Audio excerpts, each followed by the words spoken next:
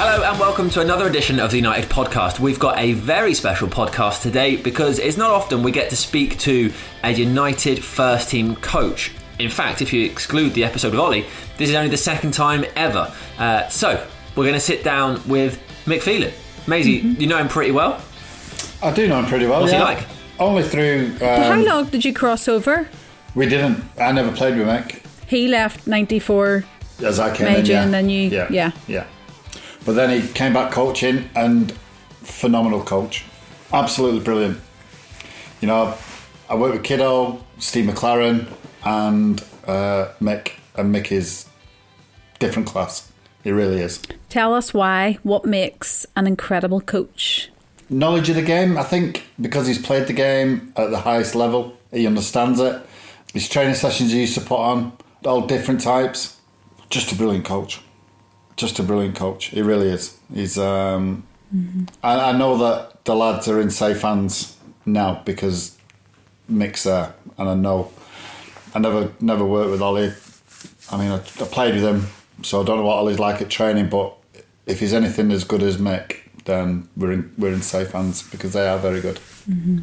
I remember when we were in Astana, you and I, and he came out of the dressing room, and we were stood pitch side because he was moaning about the music. Do you remember? Yes. Yeah. What was wrong with the music?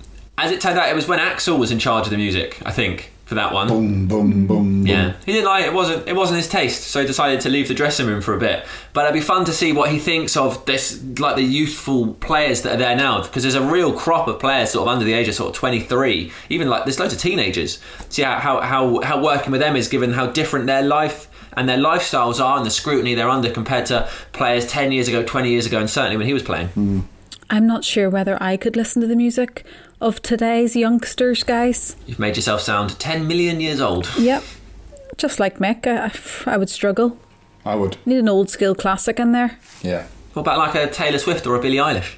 I don't think that would be the music of choice in the United dressing room right now. Oh, I just thought you meant just contemporary music in general. Oh, okay. This conversation's gone off on a bit of a tangent. Maisie looks absolutely furious. Taylor Swift and Billy Idol. Billie Eilish. Who? Billie Eilish, not Billy Idol. Billie Eilish. Billie Eilish. Who's Billie Eilish? She's an incredibly successful singer. She has a lot of songs with her brother Phineas, who writes them and produces them. She does the singing, and they smash out hit after hit. They're a hit machine. I have never ever heard of her. Go on then, what about Taylor Swift? Maisie, you gotta love Taylor Swift, surely. I couldn't name one song. Oh my goodness. Billy Idol, yeah. Rebel Yell and all that. Maisie, what music did you have on then in the dressing room? We didn't have any music on. I tell you who used to have music on would be Wimbledon, down at Selhurst Park. They'd have the Ghetto Blaster. A Ghetto Blaster? What's wrong with that? I don't know, it's just so funny. Oh, you'd have been about 8-year-old then. Ghetto Blaster, yeah. A Ghetto Blaster. Did nobody introduce music to the dressing room when you were there? Did it not come into play at some point? No. God, no. Oh my goodness, this is something we need to find out on the podcast collectively. Yeah, who was the first person to bring it to the table? Oh, that would be so interesting. It'd be a good question to ask your husband. Yeah. We'll have to work backwards. We know Ashley Young was in charge for a long time. Yeah. So let's go backwards. We can't do this now. We've got Mick to worry about. Yeah. But that's what I think we should do. Okay. Yeah, let's get him on. Here's Mick Phelan. Or Mike Phelan. Or Michael Phelan. Mick, see, before we start, can I ask you something? It is a Q&A, isn't it? Huh? It is a Q&A session, so ask. No, but like... Everybody, obviously your name is Mike, or maybe, is it Michael? Yeah, I mean, Mum would like me to be called Michael, but then again, she's not around anymore. If you would like us to refer so. to you as Michael, we can. But maybe it's just a Manchester thing, I don't know, but everybody just calls you Mick, and it confused me for a few years, I'm not going to lie. What are they calling me on online at the moment? Let's use that. Michael. But what do you prefer to be called? Or what? I'm not bothered. Mick's fine to me. Is Mick's it a okay. Manchester thing, that though? It's Mike's a Manchester thing. Mick's something when I'm at home and what have you. And then my wife calls me anything she wants to, really. Bridget. Just depends on her mood. If you were to introduce yourself though, would you say Mike or Mick? Probably Mick. So funny. I just always wanted to know that. Yeah, I did the same thing. I always think- Sam, that sounds horrendous, mate. What have you done? What have you I changed? think you've got the comb with that paper around it and you're playing the zither or whatever. Do you want to exit the call and rejoin or something, Sam? So we're just having a chit chat, yeah? Yeah, we'd usually go through your career, but we're going to do it slightly differently and look at the coaching side of things for this episode. Is there anybody left who know my career? Aye, there's plenty, pal. Maisie. Yes. Maisie, I thought you'd have had 3 darts in treble 20 there behind you. You've not put the darts in. No, I think the last people who played it was my mum. Hence there only being 5 darts. Helen, can you tap your microphone? Okay, yeah, you're coming out there. Sam, give us a 1 to 10. Sam? Can't count. It's not usually like this, Mick. Yes, it is. Every week is like this. Every week. It's good to know you're organised anyway. What time did you get back last night, Mick? We had to go, instead of going from Gatwick, we had to go to Stansted because of the fog. So that took an extra hour. So I got back in about 3 o'clock. Oh. Do you have late training today, or is it just morning? A bit later, not much later, 11:15. But it was testing day today and all that lot. So Right, here comes Sam. Fingers crossed it's working again. We can get started. This is why we need to do these things in person. This technology doesn't suit us. You've only been doing it a year. Yeah. Well, we're not employed to be tech experts, you know. Just wear a normal pair of headphones that plug in. That's it. I am. These fancy things and all that. Do you want us just to start? We give him 5 minutes. it's all right, I've got a cup of tea here, I'm fine. I'm happy enough. Nice one, mate. Get yourself something to eat. Yeah. It could be a while. We'll give you a call, Mick, don't worry. Right, we can see a Sam. Can we hear a Sam? Is that better? Oh, Yeah. can you hear us? Hey, yeah, I can. Lovely, that's working. Cool. Right. Sorry. All right. Helen, do you want to give us an intro for this? And I mean, you can throw Sam under the bus if you like, but if you're not that mean, you don't have to. Let's face it, I'll just leave that to Macy. 3, 2, 1. Hello and welcome to the Manchester United podcast. Mick Phelan, how are you? I'm very good, thank you. Or as we have already established before recording, we can also refer to you as Mike or Michael, whichever we prefer. Whichever you prefer. Yeah. I've been called a lot worse. How are you? I'm very good. Good to have you with us. Slightly running a little bit late. Technical problems, which was Sam this time.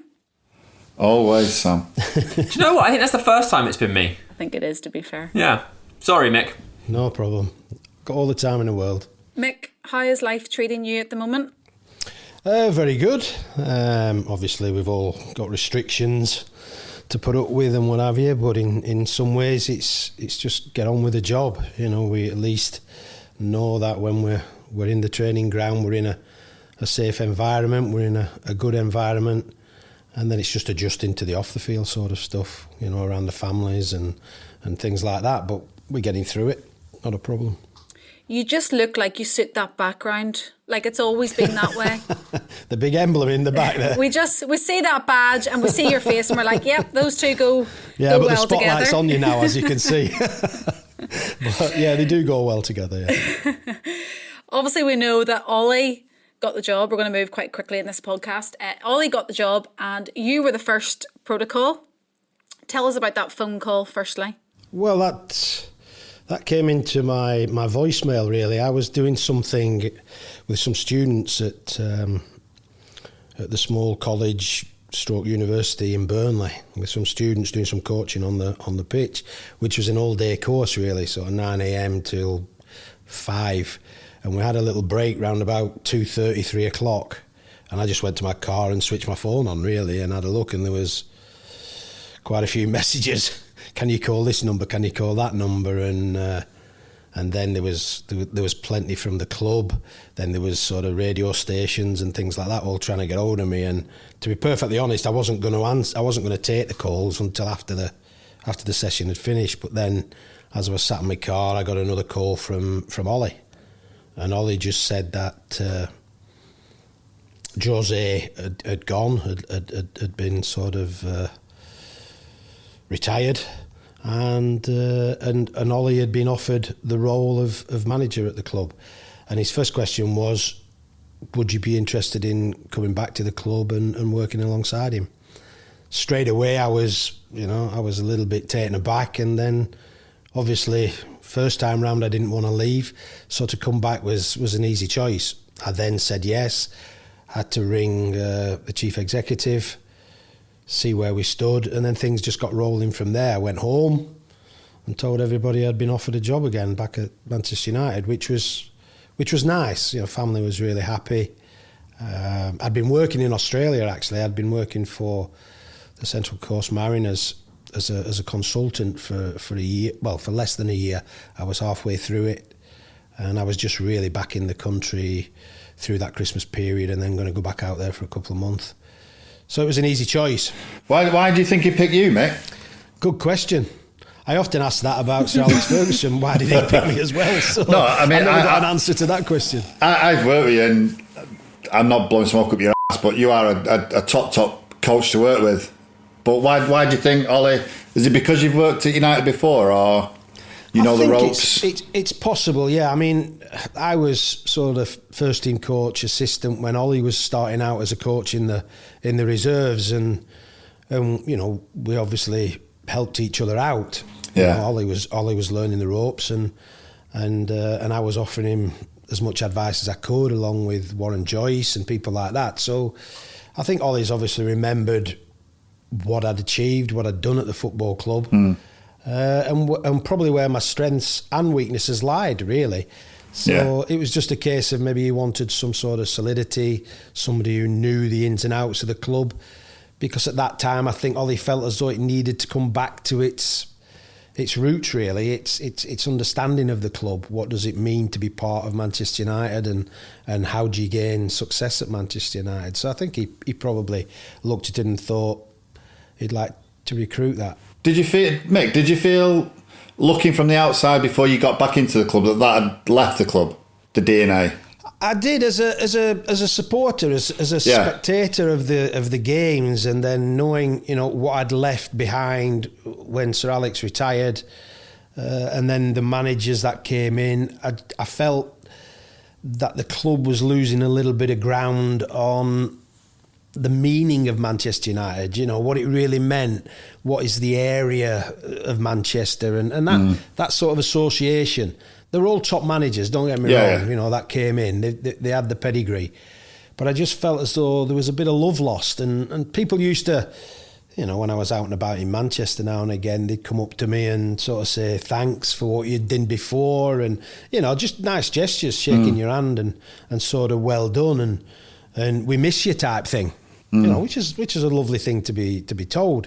And then when you're looking at the overall scheme of things and the games and what was happening, you just felt a little bit, I don't know, like a supporter, a bit lost really as to what was happening.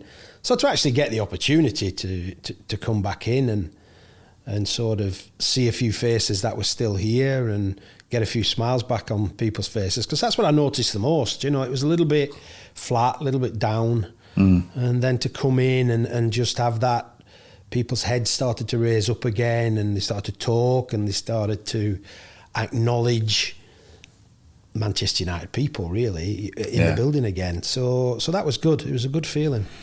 There's been lots of talk about the culture and the DNA and those aspects of Manchester United, and so much of that comes from Sir Matt. But what were the values you learned and you saw embodied in Sir Alex that have become the things that we think of when we think about Manchester United?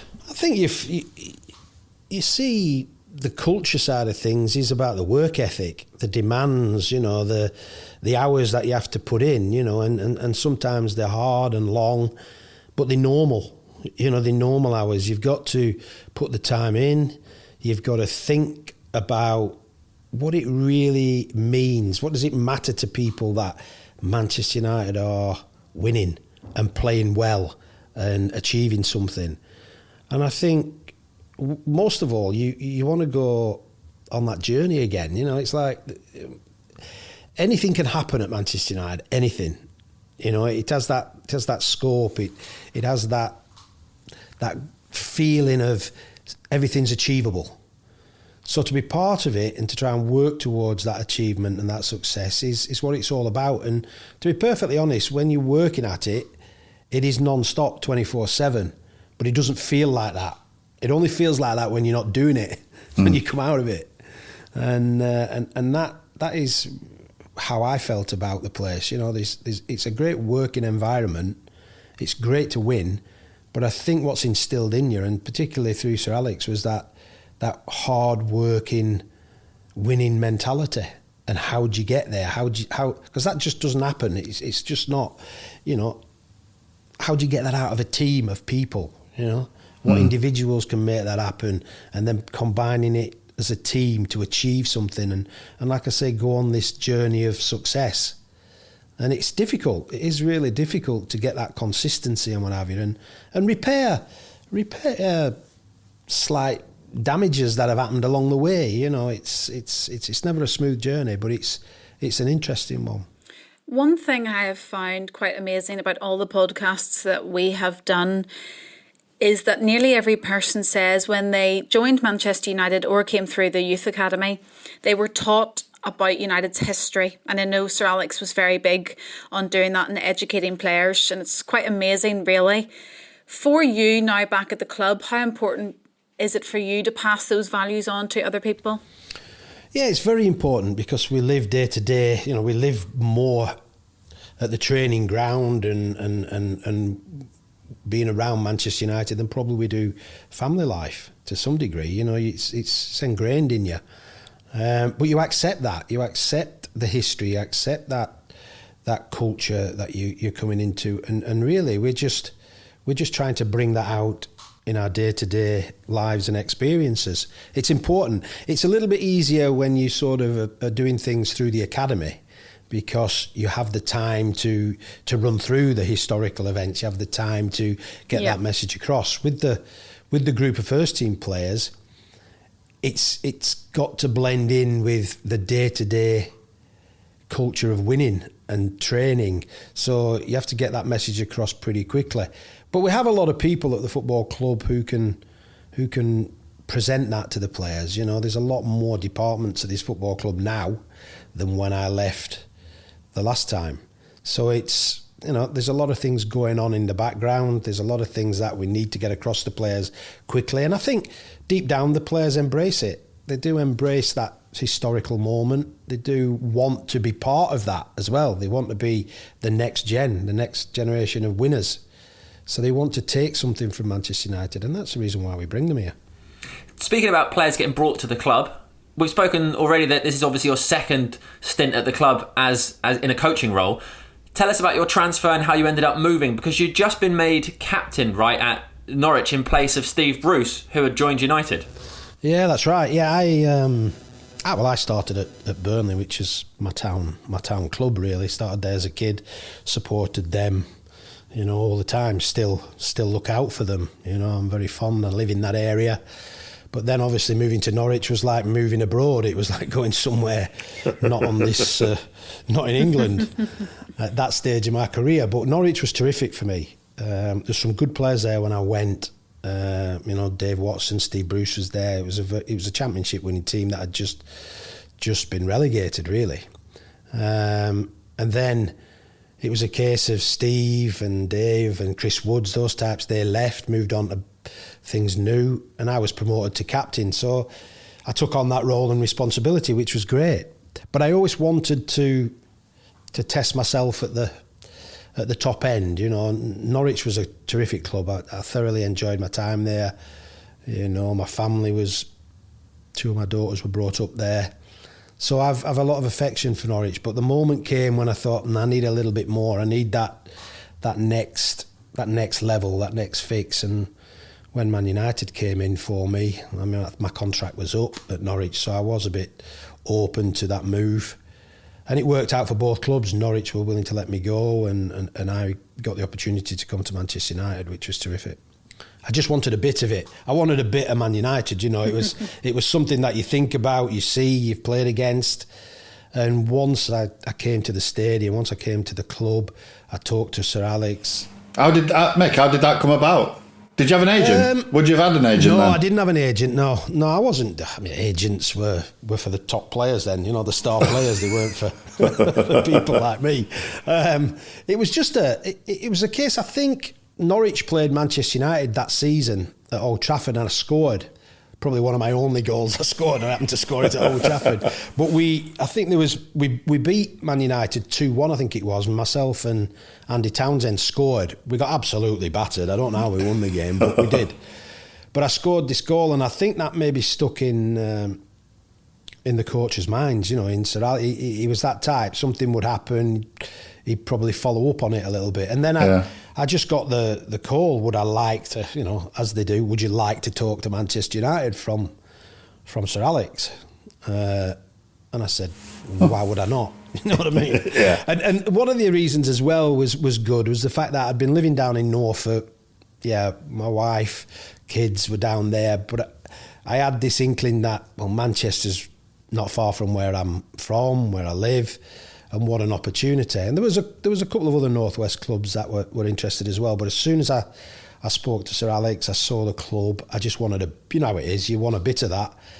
An empty stadium feels like a full stadium. It's like eyes are all on you, even in an empty stadium at Old Trafford. Yeah. And I just felt at that time, this is where I want to be, and I want to find out whether I can really, really achieve something. And luckily enough, we achieved quite a lot.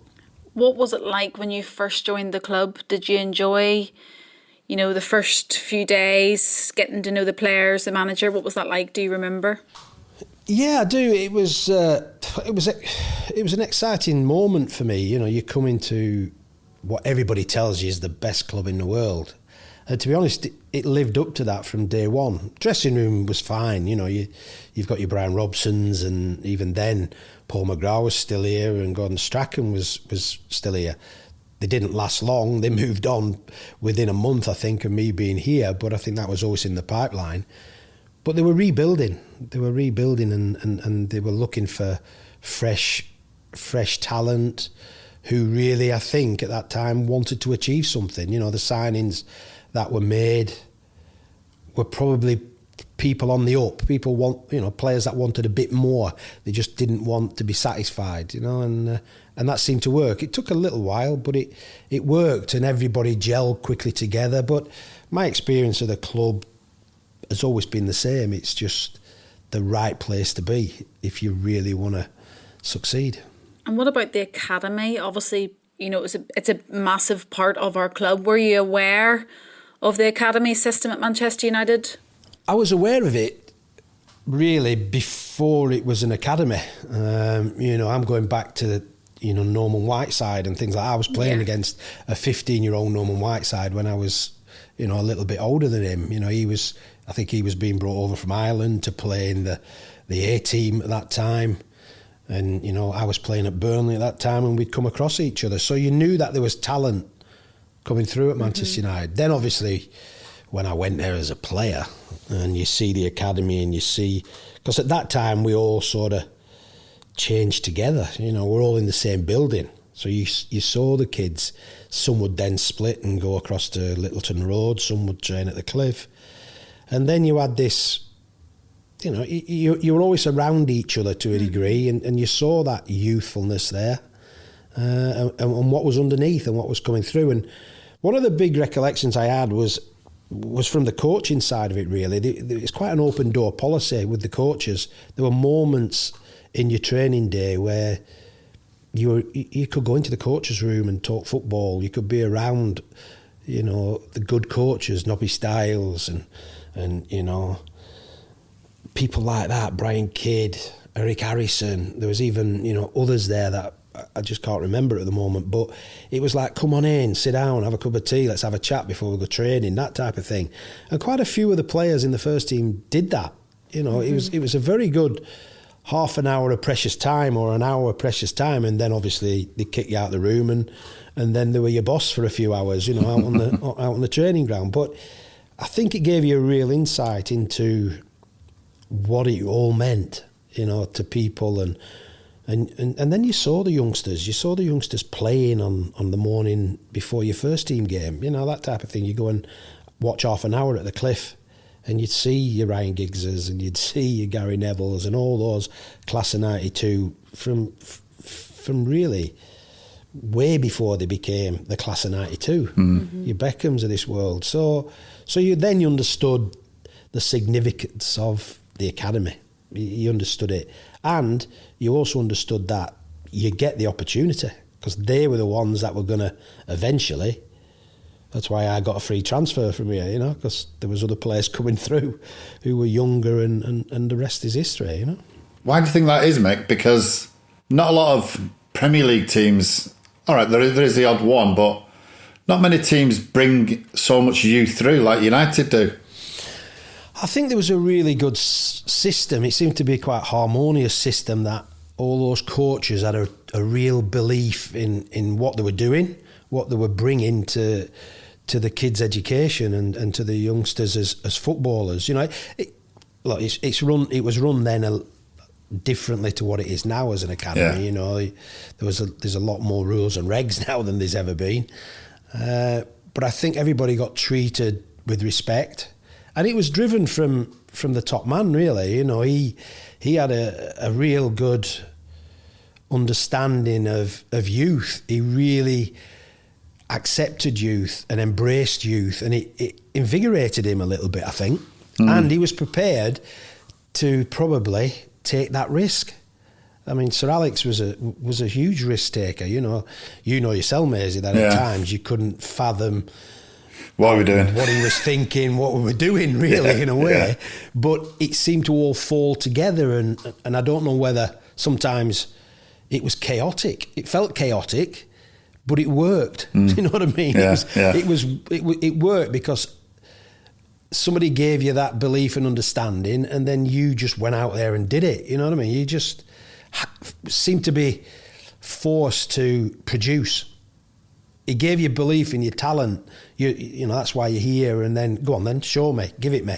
Yeah. And then everybody else could see it, and then all of a sudden it just gelled and what have you. But youth is invigorating anyway. Yeah, I think United now have just, I think it's about, over 4,000 games now? Yeah, it's over 4,000. Yeah. It was 4,000 in 2019, so it was 1937 was the last time there was a first team squad that didn't include at least one academy graduate.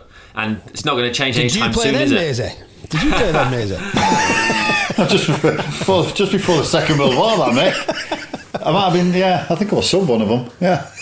But that is terrific, really, that it's incredible. That the club has that history, you know, and I think, you know, some players have made the debuts and that's the last thing they've done, sort of thing. You know, it's a cruel industry from that point of view, that they can be in the system, and it has happened in the past. They've been in the system for near maybe 9 years. They get the debut, and then within 45 minutes, that's it. You know, they've played on Old Trafford 45 minutes and they've moved on and probably gone on and had careers elsewhere. But that's how the decisions were made. So you work up to that moment. It's the best thing ever. And then suddenly, it might be the last thing you've done at Man United, but you've gone on somewhere else. And that's just the way the culture's been. Well, there's like a class of players now that, I mean, we can only decide if they're comparable to the class of '92 when they've hung their boots up. But with the likes of Mason and Brandon, and I mean Marcus, obviously is still very young and is from the academy, and then there's like Shola, who we've seen a few minutes from. Do you think there's a group there, especially when you add the likes of Dan James, it's a very young group of players that could go on to have that kind of success? That's terrific when you can introduce a young player and all of the excitement that it gives them, but also it gives excitement to the people coming to watch. You know, everybody wants to see something fresh and vibrant and new and with expectation. Everybody wants to see that because it's infectious. And I think people can relate to that because for the people that come to support and watch Manchester United, they want to be that person. They actually are living it at that moment in time that this 16-year-old, 17-year-old football player is actually out there with their idols in a way. You know, and I think it's a fabulous moment. For me personally, it's, you know, I tend to forget how old some of these guys are because I just take it for granted that they're Manchester United players. As soon as they put on that shirt and they wear that badge, they're Manchester United. And really, it's just the start of their journey. It's just that moment in time, they get the opportunity to play. And I think when you do cross over onto that football field at Old Trafford, you have to leave something behind. You know, you get that feeling that if it's a tackle, if it's a header, if it's a goal, if it's been sent off, and that has happened to people on the debuts, you know, people resonate with that type of person.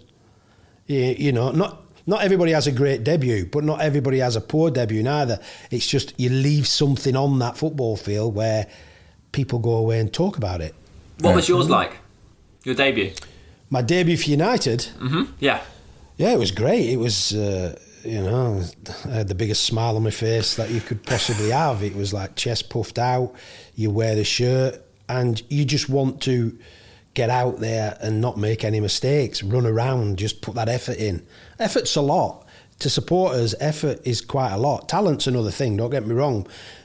But if you can combine the two, you've got a career. But effort, first and foremost, is to be shown. You know, get out there, wear the shirt with pride. Somebody else wants it, you've got it, keep it, that type of thing, and push your career as far as you can, because you do understand it's short and it's hard and it's brilliant at the same time, but it all comes to an end, and then what you got is the memories of your hard work. What's your perspective on players coming through the academy, or even players coming who are not quite the finished article, and they are making their mistakes, I suppose, and those mistakes are exposed to, you know, a wider group of people?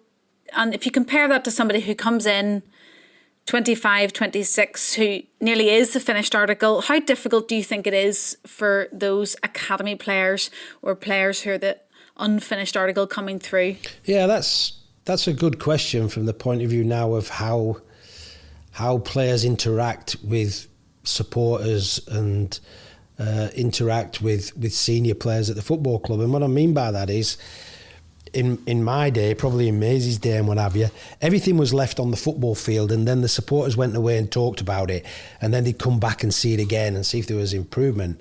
Nowadays, it's so automatic that you are under the spotlight before the game, during the game, and after the game, and it continues non-stop.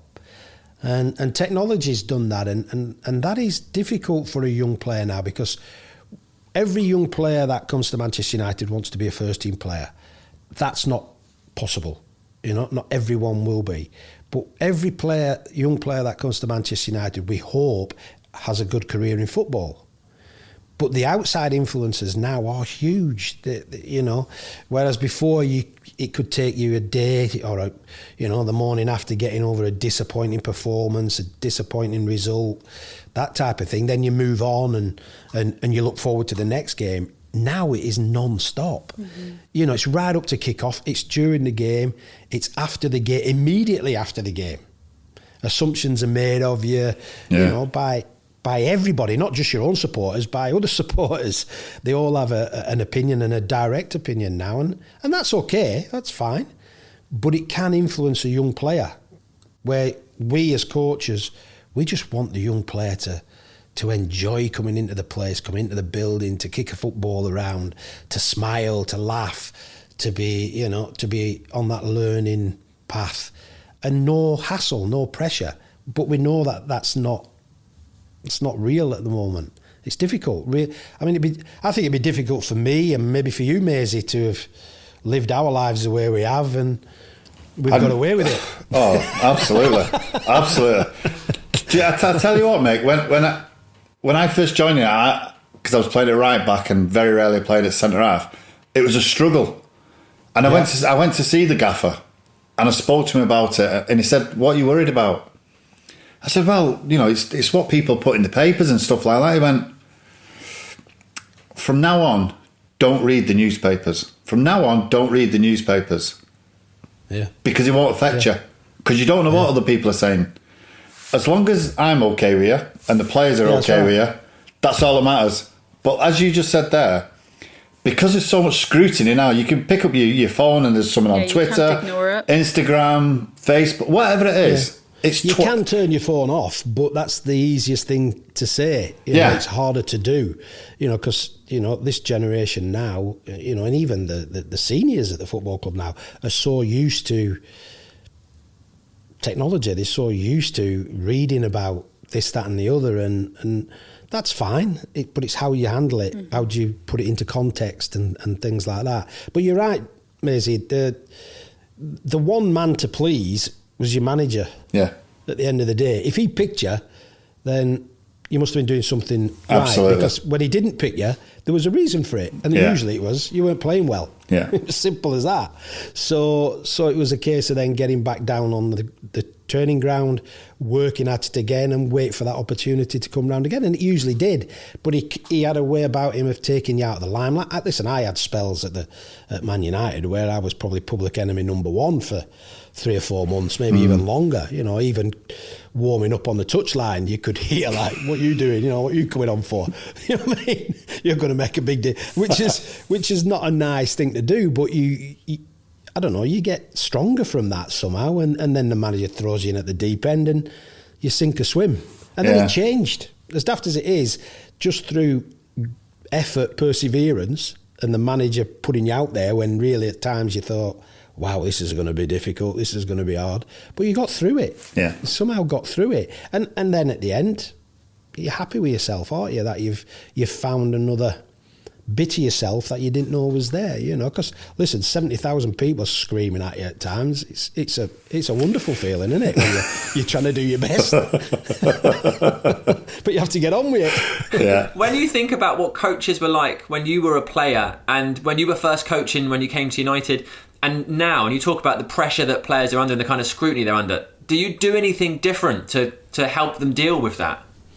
Yeah, you learn different skills. I mean, you have to adapt, you have to grow a little bit, and you have to understand. One of the beauties of probably me sitting here and me being part of this next generation is I don't feel as though anything's new to that degree when it comes to playing football.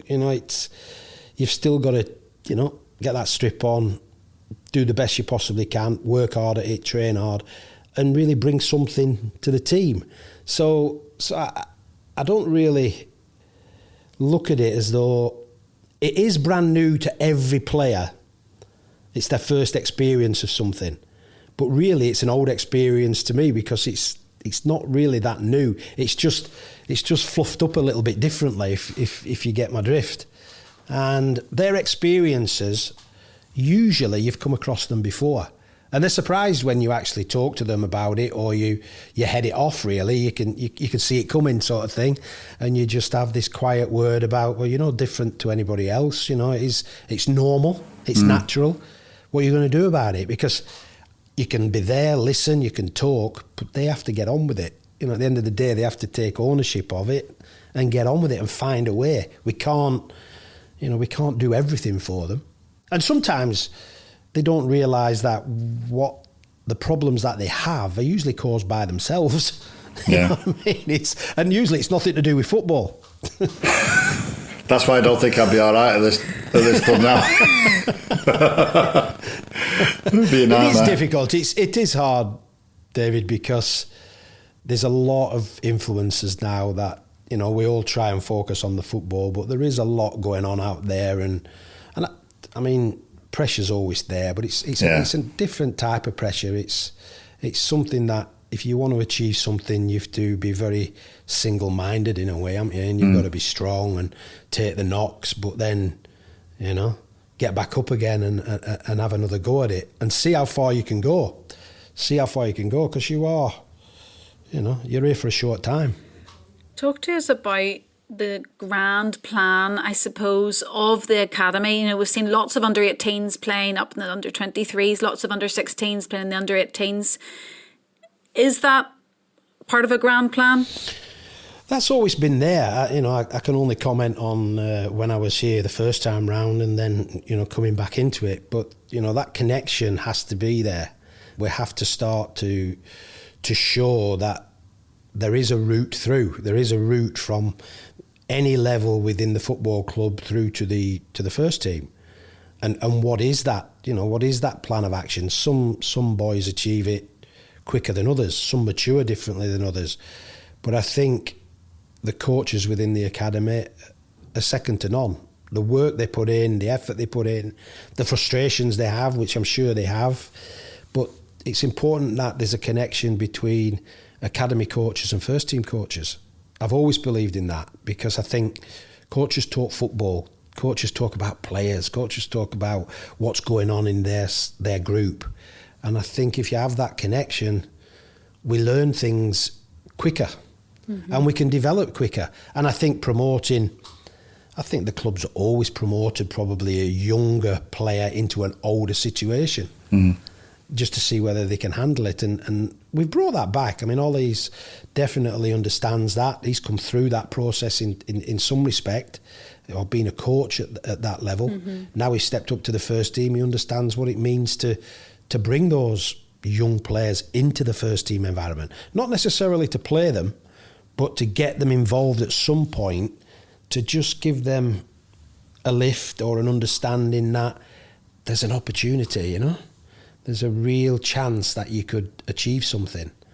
And then I think that once that happens and you get that sort of player that comes through, I think it invigorates everybody else to the possibility as well, of course. Which is really important, really, really important for that connection. I mean, I still like now to go and watch the 23s training, not necessarily playing, but training, just because I think you get an idea of attitude and work ethic and things like that. And I like to walk across then to the 18s and see what the coaches are doing, and just, it might be 5-10 minutes, but it gives you a good feel as to what's going on, and listen, even in the academy now, it's multinational, it's multicultural now, it's completely different. So they see you see them.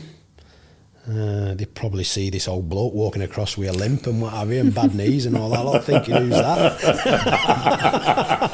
At least I don't have a sheepskin on, so I'm not a scout. Remember them days? I know, yeah. But I look and I observe, and every now and again I might just catch the coach's eye and just say something that I've watched, and just leave them with something, because that's the important thing for a coach. Sir Alex always used to say, you're the coach them. There's your challenge. Challenge them to be better today than they were yesterday. And it's quite a true analogy of being a coach. Educate them the Man United way. Every club seems to talk about their way, but there is an identity there. So encourage that kid and promote from within. I think it's great. And as you say, back in the day, sorry, I don't want to say back in the day, it'd make you and Maisie sound on the older side. My daughters used to say, in the olden days, Dad. But back then, as you said, the youth team players would be coming in the changing room, you would be mixing, and now it's just so different, isn't it? So I suppose that is the pathway, bringing them up to let them join in training, being part of the first team squad, and pre-season tours as well is a big part of that. Pre-season, you touched on pre-season there. Pre-season used to be probably the best opportunity to do it from the point of view of promoting one or two up and seeing whether they could handle that environment. And there's no risk in that. There's no risk. They travel with you, they're there, you get to know them a little bit better, and it is a more relaxed environment. It's definitely more of a personal, you get that personal touch, that personal feel. Even when we go on little bits of get-togethers, get away for 4 or 5 days, it's amazing how it's different. It is different around the group you're working with every day at the training ground, but there's a nice chilled out feel. It's unfortunate we can't do that a little bit more, but our schedule is such. But I think when you can introduce kids to that, it does give you. It gives them a boost for this upcoming season for a start, but it also gives you an understanding of what your challenges are as a coach going forward. Where are the gaps? Are there any gaps? Are they not? That type of thing. And the interaction. It's the interaction as well between the more experienced players and the young players, and how do they feel about it? Because yourself, David, that the pecking order in any organisation, certainly in a team, is pretty brutal at times. You know what I mean? Yeah. It's, can you be accepted by your peers to train with them for a start, let alone play with them? If you can bring something to the table, you're probably in. You're probably one of the in guys. But if you're not quite up to the standard and up to the level, I think they move you back a little bit and say, no, not for us just yet. And I think that's a natural selection process that not just the coaches do, the players do. The players do it. You have to bring something to the group to be accepted. If you can do that in any which way, a form that you've got, then you're accepted and you're looked upon as serious potential. But if you don't bring that charisma, that character, that profile, that ability, then I think it's one of them, no, I'm not quite ready yet, go back and work a bit harder or find another way, that type of thing. That's how critical it is. For those that are not quite ready, yeah, and for those that are not quite ready and head out on loan, are you a fan of the loan system? We've seen Garner go to Watford and it not quite work, and now he's at Forest where he's doing really well. Do you think that's within the system? How much can United control in that, or is it just a bit of luck? I tend to have swayed a little bit on liking the loan system and then not quite liking it from the point of view of what is the plan? What is the plan of the loan? Is the loan to say you need the next, or you need the senior game to bring you on? But not only that, what is the plan if it works or if it doesn't work? Where does that leave the player? I think there has to be a lot more thought in that. It's not just a case of, well, he's at this stage now or he's at this age now, he needs to be out playing men's football. But what are you going to do? What are you going to do with that player if he's successful? Is it to bring him back, integrate him to a higher level? Because once you've exposed them to that, they don't really, I don't think, want to come back to what they left. They want to shift. They want to move either on or upwards within to the next group. So I think the plan of action's got to be there before you decide on whether a loan's good enough. And then on the other hand, I think sometimes to be in your system isn't a bad thing, because we know what we want. We know how to produce young players. The coaches know exactly what's required. And I think sometimes to promote them, I mean, you can't promote everybody into the first team squad, otherwise you'd have probably 35, 40 players in your first team pool, which is impossible. But I think you can introduce them into that first team training, which is even better than actually going on loan sometimes, because I think you have them under they're under your banner in a way, they're there. And I think you can express the coaching methods, what's expected of them. You can work them a lot differently, a lot harder. Okay, maybe not get the games. But we've had players before, players that have probably spent a year around the first team training. I can remember a young lad called Tom Eaton, who's now playing, played for his country and everything. The first year he came into Manchester United's first team group, he was just like used as a shooting practice. You got Scholesy and all them peppering him with shots every day, and the kid was floundering at the first, but he grew in a year. Hardly ever played, even in the what was then probably the reserves or the 20s, 21s, 23s. But he actually came on a bundle, absolute bundle, because he got up to speed far quicker than he could have done. Probably by going out on loan. Then, obviously, he made his decisions as to he's ready to get out there and his career lifted off. But that 1 year, he went from boy to man just by being battered, really. And I mean sort of in training with the shots and everything. But he was put under severe stress in a way. But he came out of it. He actually came out of it and went on to play for his country, and what a great career. And a terrific lad. Do you think that's similar to Dean Henderson now, having gone out to Sheffield United and then he's come back? I mean, you look at Sheffield United's results. I'm not just saying it's down to Dean Henderson that they are where they are now, but he's coming to United and he's been absolutely sensational whenever he's played. He's been brilliant. Dean went out on loan before I came back, really, or before Ollie came in, so that was more or less a done deal, really. He was out there and what have you. The point of that was he was ready. He was ready to play. He was ready. Yeah. When you're understudy to David, or not even David, there was others there as well. Then where are you going to get your games? Where are you going to? I suppose it's a little bit different, isn't it, for keepers, because there's only one position. Yeah, and one keeper can stay in there for 10 years non-stop. You know what I mean? Yeah. It's really difficult. So, but when he went out on loan, what I do know is Sheffield United really enjoyed Dean Henderson. They really enjoyed working with him. They really enjoyed him being in the team. I think the supporters responded to him really well. This is all the feedback I got from sort of the manager, Chris, and his staff, that he was a great asset to them, but he was not their player.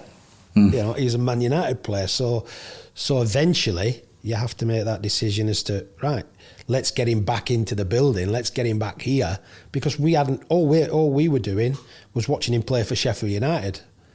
We didn't know him that well. We didn't know what his work ethic was. So it was a case of, well, we need to find out. Let's go from there. And to be honest, he's done exceptionally well. And he's patient to a degree. But that's what we want. It's important that there are challenges, and there's challenges ahead for him, and there's challenges for the ones that are already in and around that goalkeeping group. So that is exactly what you want in a squad.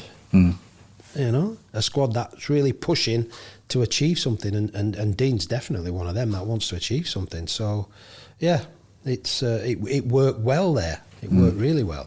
Can I just ask you, when you left the first time from the coaching role and then you've come back the second time, is there anybody that you remember from being a youth player that has made it to the Manchester United first team that has surprised you in good or bad ways?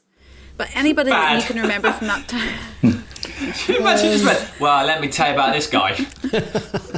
No, but what I mean by that is maybe somebody who you thought was going to go on and make a first team career, and maybe that hasn't happened. That's what I mean by bad, sorry. Yeah.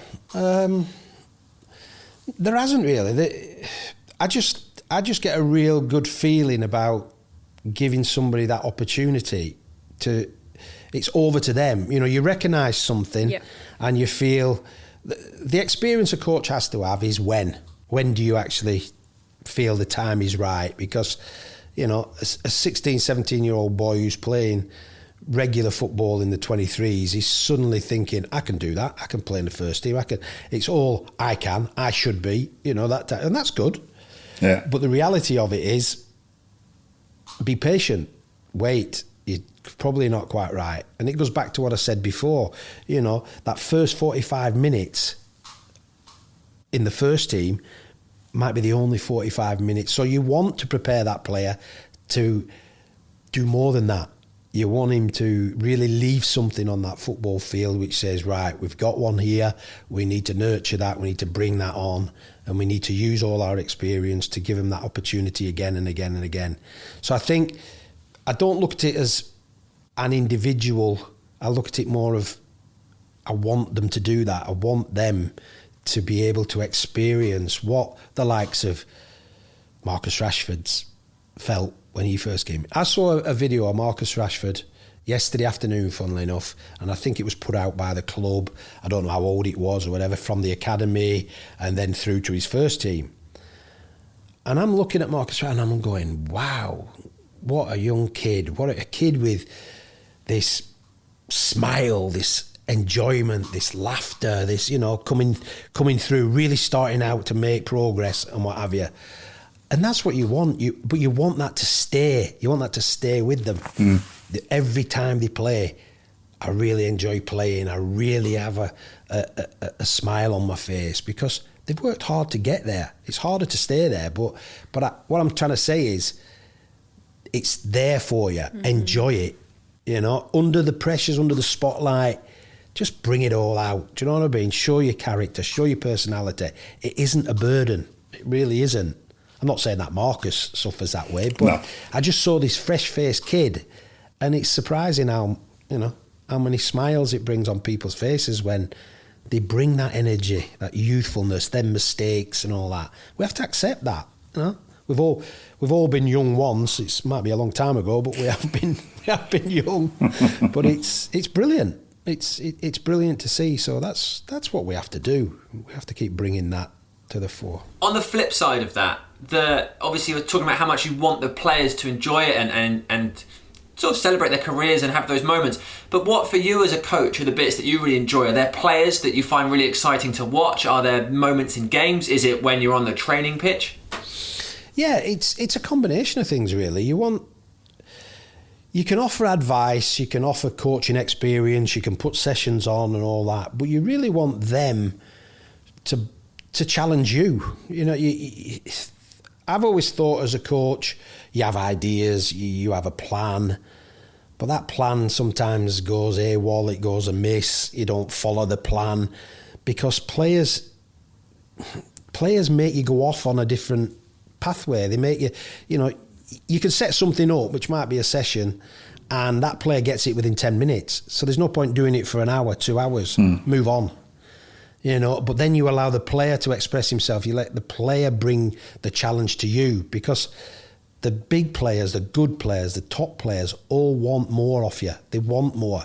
So they drain you really of your experiences and what you can bring. And that's our job really, is to challenge them, but for them to challenge us to move on quick. I don't know any young player that at 18 doesn't want to be a 28-year-old first team player. They want it now. It's not like I'm going to wait 10 years for it. I want it now. So what are you going to do, coach, to get me to that point now?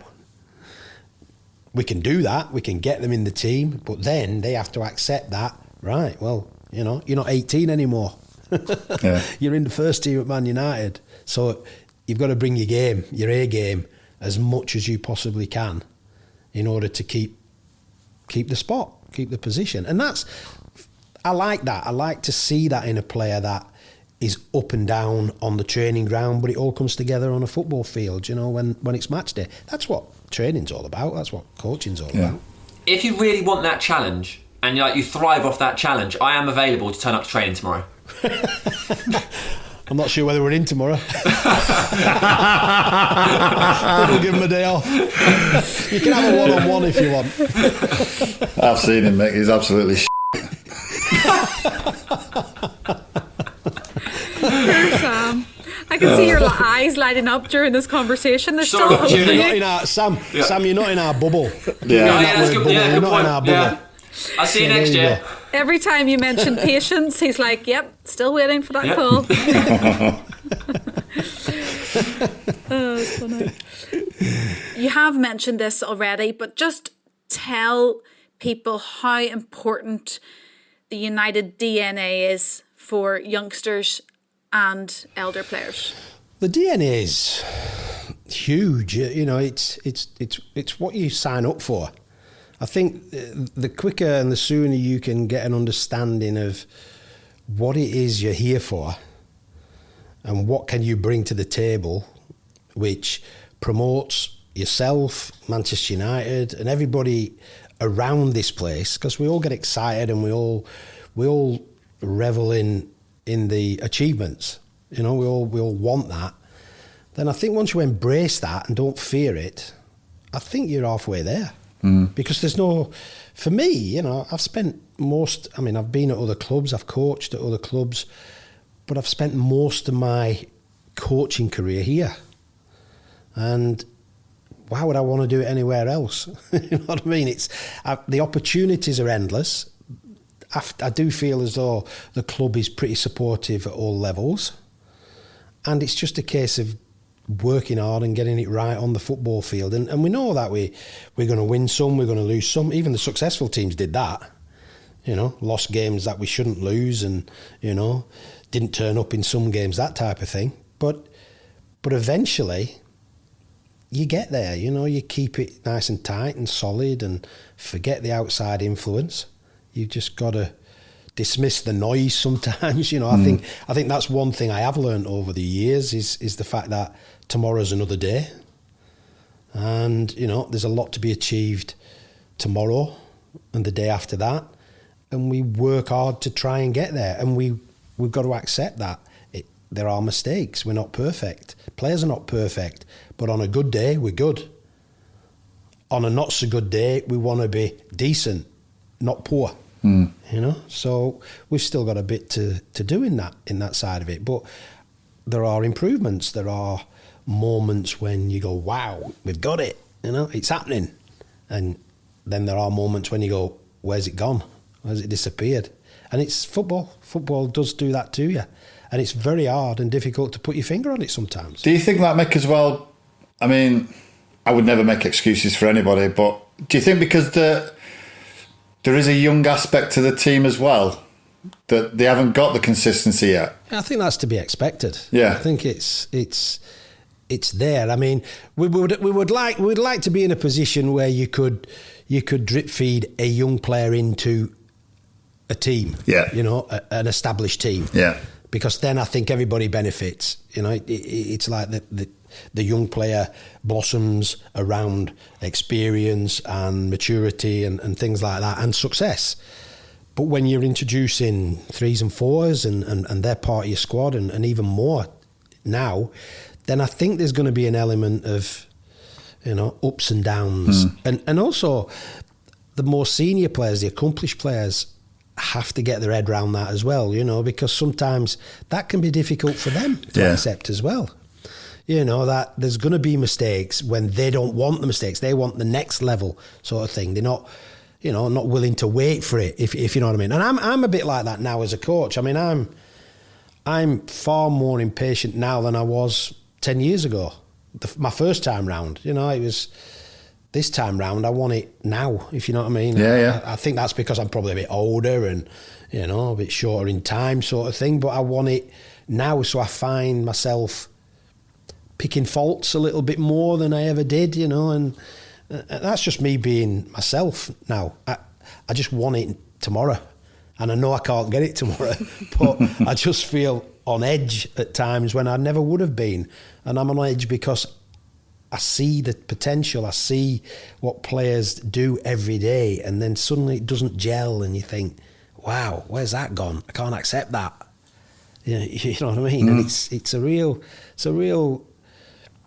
up and down sort of situation to be in now, really, you know. And to be fair, our coaching staff now is pretty young. It's pretty young.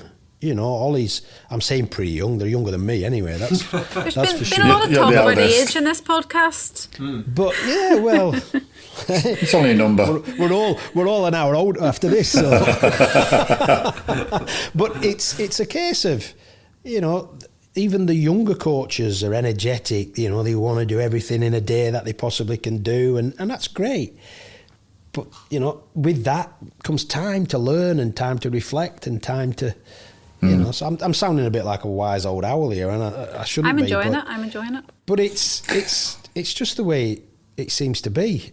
Energy is in people, you know, and enthusiasm's in people, and if I can be, I don't know, that person who is all ears or can point it in the right direction or help at any time, then I think that's part of my role, really, is to do that, but also keep pushing and pushing and pushing, because I still want more. I still want to be, I want Ollie to be successful. I want Michael and Kieran and Martin and Fletch now who's come into the fold and all that. I want them to experience that success consistently, you know what I mean? Yeah. That I had.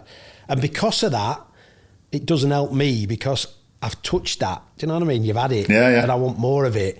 And then you just think, but I want it now. I don't want it later. You know, I just expect it, and it's wrong of me to do that, because you've just got to find a way through it, because it is different than the last time. It's definitely different. Thank you so much. We've really enjoyed hearing about Mick the coach, but will you come back one time and tell us about Mick the player? Because we are running out of time. You're a busy man. I can't remember that far back, Mick the player. We'll dig out the archives. No, it's been great. It's been good. It is nice to talk. We don't do enough talking in a way, because we do a lot over the internet now and emails and all that, and I'd still like the actual sitting in front of people and talking. I think it's important. It's important. It's important as a coach to be in front of the players. You know, you can't do everything online.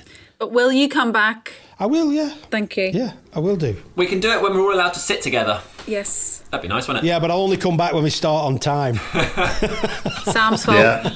Sam's fault. So get those earphones sorted and what have you. Don't make us sound unprofessional, Mick. It's just the end. We'll do it after my training session. Yeah, I'll put you with the Just run him. Youth Academy system first. Yeah, that's the old adage, isn't it? If in doubt, run 'em. Run them. Take it. I'll be good at that.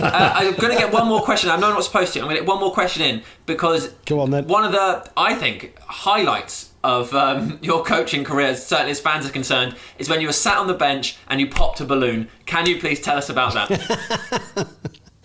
I wish I had a quid for every time that's been shown on TV. Yeah, I can remember it very clearly because I nearly... You can't repeat what the gaffer said. I nearly lost my job the day after, to be fair. No, you sat brilliant. there and the game's going on and what have you, and then just this balloon got in my head, it got into my psyche a little bit. I saw it bobbing around and what have you, and I wasn't interested in the game, to be perfectly honest. I was more interested in if that balloon comes near me, it's having I'm having it. You know what I mean? And it did, it found its way to me. I picked it up, I popped it. Everybody else is watching the game, and all of a sudden everybody's jumped, nearly had a heart attack. The gaffer's going berserk, and it's sort of, I'm like laughing. I'm actually laughing sitting there, the game's going on, and I'm thinking, what's all the fuss, what's all the bother? I've just popped a balloon. And it was only till after I realised, the enormity of it, really, that everybody jumped. Everybody thought something had got on. Brilliant. But Brilliant. no, it was funny. It was very fun. Well, I thought it was funny, and others probably didn't at the time. But I think we've all chilled out about it. I think everybody can agree that was very funny. It's still not brilliant now. And I live to tell the tale, and I'm Yeah, still in the job. exactly. So. Still yeah. Any recommendation we can get from you for our podcast? Could be one of the coaching staff, could be an ex-player. How many ex-players? There's loads of ex-players, isn't there? They've all got the same. Just basically sort of anybody story you to can tell. put a good word in for us. That's what we really want to know. Are you not associated with this club? Can you not just ring somebody up and ask them? She can't even get us Johnny. Walked into that one, didn't I? They did a little bit. Michael Carrick probably would be a good one. Fletcher's one. Well, We've had you've had Fletch. Fletcher. What about Butty? Butty, yeah. Yeah, he's a good one. What about Neil? As Neil Wood? I mean, Neil's a talented coach. Would he? Woody's class. Talented coach. Great lad. So yeah, There's plenty to go at then. Plenty to go at. yeah. If you need any help, I'll convince him to Thank do you. it. Don't worry. Yeah. Thank you. Don't tell them a crap. I'll tell you what would be a good one for you. The Doc. Now that he's going through COVID and all that lot, I mean, he's kept it going.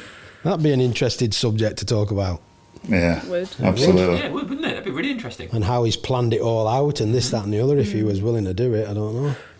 So, Right. Another one Yeah, that for would the be list. fascinating. Yeah. Mick, it's been a pleasure, pal. Okay. Thank you so Oh, much, you mate. too. Nice to see you, Thank Isaac. you. Yeah, good to see you, and good luck for the rest of the season. Speak to you all later. Let's see what happens at the weekend. All right, pal. Enjoy the rest Yeah. of your day. Yeah. Will do. Cheers, Vic. Ta-da. Take care, pal. Say hello to Johnny for a bit. I will do. Thank you. I love that balloon clip. It's never not funny. Yeah, it gets funnier down the years because people use it as memes now.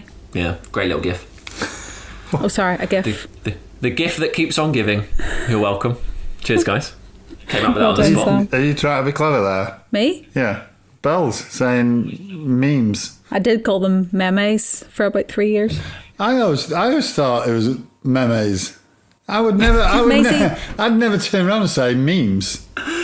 I enjoyed the different aspect of that podcast. Mm-hmm. Although we obviously will do a life story with him Yeah, at some absolutely. stage. We could do it after my training session. Yeah, that would be an ideal time, I think. That ain't gonna happen. That probably won't happen. He said Um. I could have a one-on-one. He said they were off that day, Sam. Yeah. Well, we'll just see. Any day you're available, they're off. Yeah. Yeah, it was really interesting to see behind the scenes talk of the academy. It was really, I think people are going to really enjoy that one. Yeah. Great insight. He's a really fun guy, isn't he? He's Yeah, a great very lad. laid back. He is. Talked about coming through, spotting the likes of Ryan Giggs playing and noticing the quality that existed, and then getting that now as a coach, the challenge of taking those 18-year-olds and getting them to where they want to be. And I suppose it must be different. I know he said it's sort of the same game, but it must be different, I suppose, with the way the game has changed, especially for young players. Especially, do you know what I always think about, especially when he was talking about that? Mickey Thomas's podcast. Yeah. Would Mickey have went on to have a professional career if it had have been like it is now with social media? Because by the sounds of the way Mickey talked, I don't know whether he could have coped with the pressure of that. So that's another aspect of a footballer, surely now. Yeah. But there'd have been help that didn't exist then, now. Yeah, true. Do you know what I liked? His little story about Marcus, watching him grow up from a young kid. It's cool, that, isn't it? Yeah. And now seeing the end product. It's nice to get that insight from people who are inside. That he talked about how, from him leaving under Sir Alex and coming back with Ollie, how his view of the club and what the club stands for, how it changed slightly, and now he's trying to return it to the way he believes it should be. Because I guess certainly from a fan's perspective, if you don't think that your club stands for what you believe it stands for and what it represents, then they'd all be the same. And it's really cool to hear what he thinks the most important things. And also, because I think when people think of Man United, they think about there's sort of a glamour element to Manchester United and the success and the history, but straight away the first thing he says is hard work. Yeah, absolutely. Hard work will beat talent. We will have to get Mick back on the podcast because there's so much more that we want to ask him about being a player, but there's just never enough time in the day, guys, is there? Let's do some emails, guys. Okay, first one. This one is a personal one to me, guys. I hope you don't mind me reading it out. But if you have listened to all the podcasts, you will understand that I did have a little bit of a problem with pigeons on my garden. Do you remember that, guys? It was about a year ago, maybe last April. Yeah. Johnny got stuck in there. Johnny got stuck on the roof. Yeah, Johnny got stuck on the roof, putting my fake... What was that again? Falcon, owl. Have you guys ever seen that, by the way? I should bring that in to show you. So yes, this is what this email is about. Dear Helen, in order to best use the fake animals, you will need to move them periodically. Oh, I have not done that. You can also buy some that move with the wind or mount them in ways so they move slightly, but even then you need to move them around.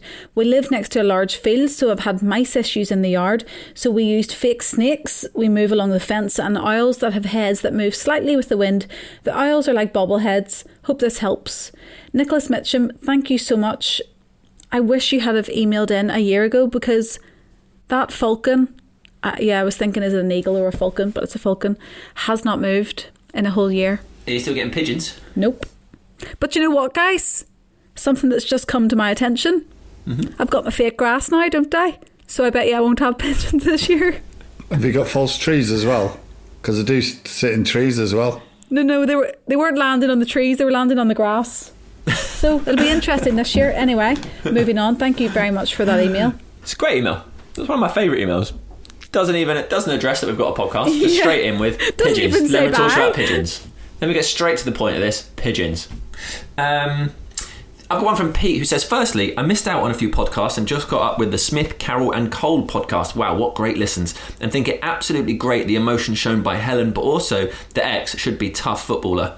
David's emotion in particular shows what has been said on many occasions is actually true. Footballers are just human beings that are talented at football. The money, etc. doesn't make them immune from mental or physical illness.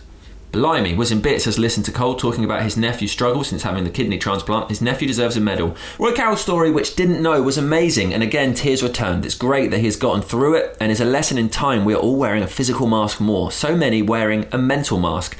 I'm doing this again as time's tough, but this podcast has given me strength to talk. Worn such a bad mask when my dad died many years ago and was alcohol dependent and in my darkest place. Players sharing their experiences helps everyone who has issues, and it's not just me. It's inspirational and informative with different perspectives from the host, Simon the fan, Helen covering loads of bases, and David's experiences and anecdotes. Keep them coming. Thank you so much, Pete. Pete, thank you so much for listening, and we're really glad that it helps. Thank you very much indeed, Pete. Cheers, Pete. Paranjaya from Nepal. I've been supporting United since I was 5. I hope to someday be able to watch a game at Old Trafford. Recently, I have fallen in love with our women's team, and I hope the team only grows and wins the league soon. I've been listening to the United podcast since the very beginning. Absolutely love Simon, another one who actually thinks you're called Simon. Absolutely love Simon. Go on, Si. Maisie and Helen, and think all of you have a great chemistry. My favourite podcasts were with Gordon Hill, Albert Morgan and Norman Whiteside.